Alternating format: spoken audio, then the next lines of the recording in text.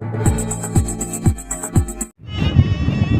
Secretary जनाब मोइनुद्दीन साहब की ज़ेर निगरानी 3 जुलाई से जो क्रिकेट का जो मैच चल रहा था उसका बगरदू हाई स्कूल में आज हमारी 9 क्लास और 8 क्लास की टीम के दरमियान फाइनल होने जा रहा है।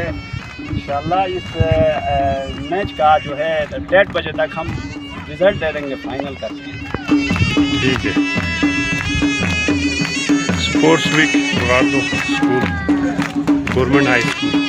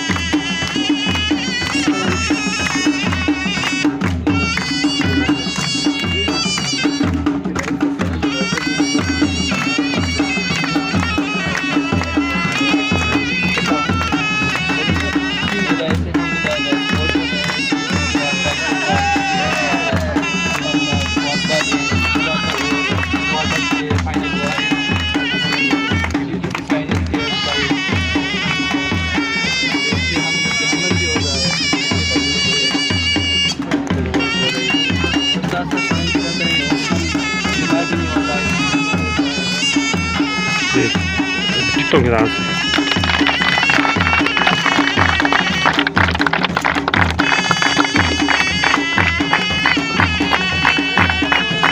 मजीद अपडेट्स के लिए GB True News HT YouTube channel को लाइक करें, सब्सक्राइब करें और बेल आइकन पर जरूर क्लिक करें ताकि हमारी सारी वीडियोस आप लोगों को बर वक्त मिल सके।